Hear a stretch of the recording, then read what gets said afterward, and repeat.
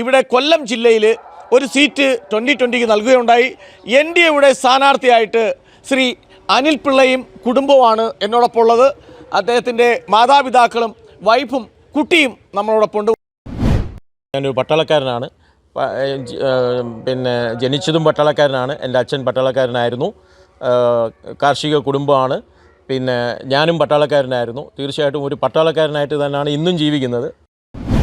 പത്തനാപുരത്ത് MLA ആയിട്ടിരിക്കുന്ന ആൾ പ്രസിദ്ധനാണ്. Cinema നടനെന്നുള്ള നിലയിലും അദ്ദേഹത്തിൻ്റെ പിതാവ് മന്ത്രിയായിരുന്ന നിലയിലും പ്രസിദ്ധനാണ്. ഇപ്പോൾ പുതിയ തലമുറ ലേറ്റസ്റ്റായിട്ട് മറ്റൊരു രീതിയിൽ സമൂഹത്തെ എന്താണോ അരുതാത്ത കാര്യങ്ങൾ ചെയ്തുകൊണ്ടും പ്രസിദ്ധനാണ്. ഇത്തരം ഒരു സാഹചര്യത്തിൽ ആ മണ്ഡലത്തിൽ ചെല്ലുമ്പോൾ എന്തെങ്കിലും കാഴ്ചപ്പാടുണ്ടോ, അല്ലെങ്കിൽ അത് ജനങ്ങൾ ഏറ്റെടുത്ത് ഇങ്ങനൊരു വോട്ടായി മാറുമോ? ഒരു വ്യവസായ സംരംഭകൻ ഒരു രാഷ്ട്രീയ പ്രസ്ഥാനം ഉണ്ടാക്കേണ്ട ഒരു സ്ഥിതിവിശേഷം വന്നിരിക്കുന്ന ഒരു പാർട്ടിയാണ് 2020 എന്ന് പറഞ്ഞ പാർട്ടി.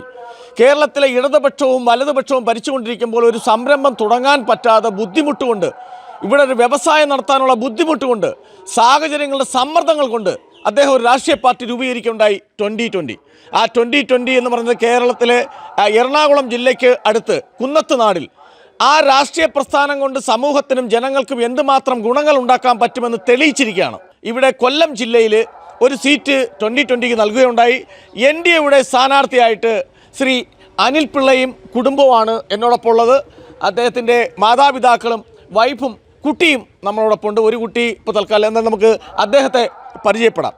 എന്താണ് ഈ 2020 ചേർന്ന് ഈ പ്രവർത്തിക്കാനുണ്ടായ ഒരു സാഹചര്യം? 2020 വളരെ എത്തിക്കൽ കണ്ടക്റ്റും സാമൂഹ്യ സേവനവും മാത്രം ഇന്ന് വളരെ പ്രൊഫഷണലായിട്ട് കേരളത്തിന് വേണ്ടുന്ന ഒരു പ്രൊഫഷണലിസം ഉള്ള ഒരു പാർട്ടിയാണ്. അത് NDAയുടെ ഭാഗമായപ്പോൾ എനിക്ക് വളരെ സന്തോഷമുണ്ട്. കാര്യം ബേസിക്കലി ഞാൻ മോദി ഭക്തനാണ്. അപ്പം അതുകൊണ്ട് തന്നെ ആ ഒരു അസോസിയേഷൻ എനിക്ക് വളരെ അധികം ഹെൽപ്പ് ചെയ്തു. എനിക്കൊരു ഉത്തരവാദിത്വം തന്നിരിക്കുവാണ്. കൊല്ലത്തിൻ്റെ എൻ്റായ പത്തനാപുരത്ത് ഒരു കാൻഡിഡേറ്റായിട്ട് നിയമ സാമാജികനാകാൻ വേണ്ടിയിട്ട് ഒരു അവസരം എനിക്ക് തന്നിരിക്കുവാണ്. ആ അവസരം തീർച്ചയായിട്ടും വളരെ യുക്തിയുക്തമായിട്ട് ഞാൻ വിനിയോഗിക്കും. എൻ്റെ ബാക്ക്ഗ്രൗണ്ട് ഡിഫൻസാണ്. ഞാനൊരു പട്ടാളക്കാരനാണ്. പിന്നെ ജനിച്ചതും പട്ടാളക്കാരനാണ്. എൻ്റെ അച്ഛൻ പട്ടാളക്കാരനായിരുന്നു. കാർഷിക കുടുംബമാണ്.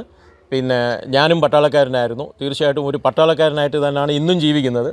ആ ഒരു ചിട്ടയും ആ ഒരു സമൂഹ പ്രതിബദ്ധതയും തീർച്ചയായിട്ടും പത്തനാപുരംകാരോടുണ്ടാവും.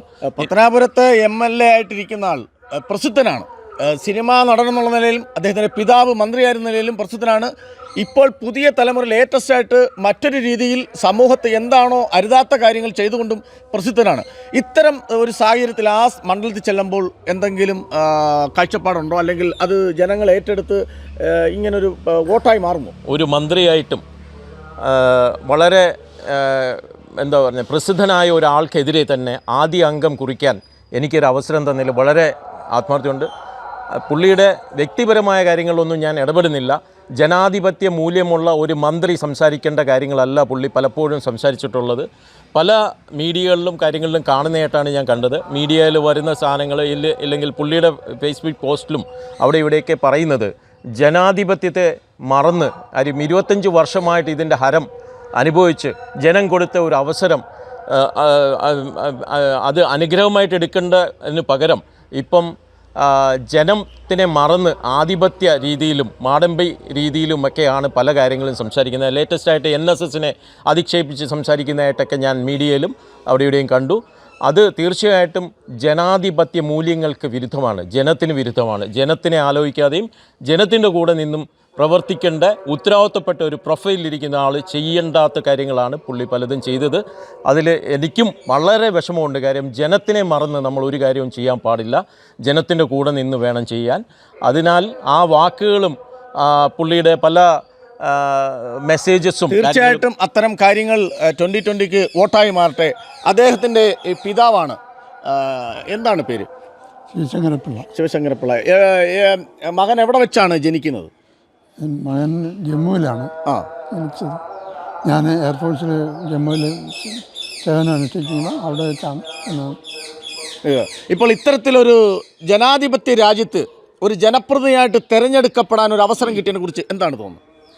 അഭിമാനമുണ്ട് ഇങ്ങനെ ഒരു അവസരം വന്ന് കിട്ടിയതിൽ. അതിൽ പ്രതിനിധികളുടെ സംശുദ്ധമായ പെരുമാറ്റം കാഴ്ചവെക്കുന്നതിന് ഉള്ള എല്ലാ ഉപദേശങ്ങളും ഞാൻ നൽകിയിട്ടുണ്ട്. അമ്മയ്ക്ക് എന്ത് തോന്നുന്നു ഈ ജനാധിപത്യ രാജ്യത്തിലെ ഒരു അവസരം കിട്ടിയതിൽ? എനിക്ക് വളരെയധികം സന്തോഷമുണ്ട്, പറഞ്ഞറിയിക്കാൻ പറ്റത്തില്ല. അഭിമാനമുണ്ട്. അതിനോടൊപ്പം എൻ്റെ മകന് നാട്ടിനു വേണ്ടിയും വീട്ടിലെ എല്ലാ കാര്യത്തിനും ഒരുപോലെ പിന്നെ പ്രവർത്തിക്കുന്ന ഒരാളാണ്. സമൂഹത്തിന് വേണ്ടി പല തുറയിലും പ്രവർത്തിച്ചുകൊണ്ടിരിക്കുമ്പോൾ അതൊരു ജനാധിപത്യത്തിൻ്റെ അധികാര സ്ഥാനങ്ങളിലെത്തി ജനങ്ങൾക്ക് വേണ്ടി പ്രവർത്തിക്കാൻ കിട്ടുന്ന ഒരു അവസരമായിട്ട് കാണും. ആണ്, തീർച്ചയായും അങ്ങനെയാണ്. എല്ലാത്തിനും ദൈവം എൻ്റെ സ്ഥലവും കൂടിയാണ്. എൻ്റെ ജന്മനാട് തലൂര്. ആ, എന്താണ് ഹസ്ബൻഡ് ഇത്തരത്തിലൊരു ജനാധിപത്യ രാജ്യത്തിൽ പൊതുപ്രവർത്തന രംഗത്തേക്ക് ഇറങ്ങുന്നതുകൊണ്ട് എന്താണ് തോന്നുന്നത്? ഇതൊരു ദൈവനിയോഗമാണെന്നാണ് ഞാൻ വിശ്വസിക്കുന്നത്. കാരണം എല്ലാവരുടെയും ക്ഷേമത്തിന് വേണ്ടിയിട്ട് പ്രവർത്തിക്കുന്ന ആളാണ്. കർഷകരുടെയും അതുപോലെ യുവജനങ്ങളുടെയും ഒക്കെ അവരിലൂടെയൊക്കെ സ്വയം പര്യാപ്തമായ ഒരു നാടിനെ സ്വപ്നം കാണുന്ന ആളാണ്. അപ്പോൾ തീർച്ചയായിട്ടും ഇദ്ദേഹത്തിന് ഒരുപാട് കാര്യങ്ങൾ. നമ്മൾ പൊതുരംഗത്തിറങ്ങുമ്പോൾ ഒരു ഭാര്യ എന്ന നിലയിൽ സ്വകാര്യ ജീവിതത്തിലെ കുറേ സമയങ്ങൾ ചിലപ്പോൾ നഷ്ടങ്ങളുണ്ടാവും. പല കാര്യങ്ങൾക്കും അദ്ദേഹത്തിന് കിട്ടാതെ വരും. നമുക്കൊരു വിവാഹത്തിന് പങ്കെടുക്കാനോ മറ്റുള്ള സ്വകാര്യ ചടങ്ങുകളിൽ പങ്കെടുക്കാനൊക്കെ അദ്ദേഹത്തിന് ചിലപ്പോൾ സാന്നിധ്യം ഇല്ലാതെ വരും. അതിനകത്ത് അങ്ങനെ വല്ല ചിന്തയുണ്ടോ? അതൊരു പുതുമയല്ല. കാരണം ഇദ്ദേഹം എപ്പോഴും തിരക്കിലാണ് എല്ലാ കാര്യങ്ങളിലും. ഇപ്പോൾ ഒരു ജനപ്രതി അല്ലെങ്കിൽ പോലും അദ്ദേഹം ഒരു വ്യക്തി എന്ന നിലയിൽ സമൂഹത്തിന് വേണ്ടി ഒരുപാട് കാര്യങ്ങൾക്ക് വേണ്ടി തിരക്കിൽപ്പെടുന്ന ആളാണ്. അതാണ്. പക്ഷേ എല്ലാ കാര്യങ്ങളിലും സപ്പോർട്ടുണ്ട്. എല്ലാ തരത്തിലുള്ള സപ്പോർട്ടും അദ്ദേഹത്തിന് നൽകുന്നുണ്ട്. ഇതൊരു സന്തോഷമുള്ള അഭിമാനമുള്ളൊരു കാര്യമായിട്ട്. എന്താണ് മാൾക്ക് പറയാനുള്ളത്? സന്തോഷമുണ്ട്. അച്ഛനിങ്ങനെ ഒരു ഓപ്പർച്യൂണിറ്റി കൊടുത്തതിന് സന്തോഷമുണ്ട്. പണ്ട് തൊട്ടേ ഏതൊരു ഫീൽഡിലും അച്ഛനിങ്ങനെ ചേഞ്ചിന് വേണ്ടിയിട്ടും പിന്നെ ഒരു സോഷ്യൽ ഇതായിട്ട് പ്രവർത്തിക്കുന്ന ഞാൻ ആദ്യം തൊട്ടേ കണ്ടുവരുന്നതാണ്. സോ ഇങ്ങനെ ഒരു വലിയൊരു ഓപ്പർച്യൂണിറ്റി കൊടുത്തതിൽ സന്തോഷമുണ്ട്. ആത്മാർത്ഥതയും ലൈക്ക് മാറ്റത്തിന് വേണ്ടിയിട്ടുള്ള ഒരു എല്ലാ രീതിയിലും മാറ്റത്തിന് വേണ്ടിയിട്ടുള്ള ഡ്രൈവ് ചെയ്യണത് ഞാൻ കണ്ടിട്ടുണ്ട്. ഇളയാളാണോ? ഇളയാൾ. മൂത്ത ആള് എവിടാ? ചേച്ചി ബാംഗ്ലൂർ വർക്ക് ചെയ്യാണ്. ഒരാൾ ബാംഗ്ലൂരാണ്. 2 പെൺകുട്ടികളാണ്. ഭാര്യയും മാതാപിതാക്കളോടൊപ്പം 2020 സ്ഥാനാർത്ഥി എറണാകുളത്ത് നിന്ന് കൊല്ലം ജില്ലയിലേക്ക് 2020 പ്രവർത്തനം വ്യാപിക്കുന്നതിൻ്റെ ഫലമായിട്ട് അദ്ദേഹത്തിൻ്റെ വീട്ടിൽ ഇന്നലെ മുതൽ തന്നെ പ്രവർത്തനത്തിന് ആ മണ്ഡലത്തിൽ സജീവമാണ്. ഇന്ന് മുതൽ വീണ്ടും സജീവമായിക്കൊണ്ട് ഇരിക്കുന്നു. എന്തായാലും 2020 എന്നുള്ള രാഷ്ട്രീയ പാർട്ടിയായിട്ട് വന്നു. അത് BJPയുടെ കൂടെ ചേർന്നു. NDA എന്നുള്ള ഒരു സഖ്യകക്ഷിയുടെ കൂടൊപ്പം മത്സരിക്കുന്ന ഒരു അത്ഭുതം തന്നെ സൃഷ്ടിക്കാൻ സാധ്യതയുണ്ട്. പത്തനാപുരത്ത് ഒരു വിജയം തന്നെ കൈവരിക്കും. ഈ ജനപ്രതിനിധികൾ ആകാത്ത രീതിയിലുള്ള MLA-മാരെയാണ് നമുക്കവിടെ കാണാൻ കഴിയുന്നത്. എന്തായാലും ശക്തമായ മത്സരത്തിനിടയിൽ ശക്തമായ സാന്നിധ്യം കൊണ്ട് ശക്തമായി തന്നെ ഒരു വൻ ഭൂരിപക്ഷത്തോടെ വിജയിച്ചു വരും എന്ന് തന്നെയാണ് അദ്ദേഹത്തിൻ്റെ കാഴ്ചപ്പാടും നമുക്ക് അറിയാൻ കഴിയുന്നതും. കർമ്മ ന്യൂസ്, രാംഭദ്രൻ.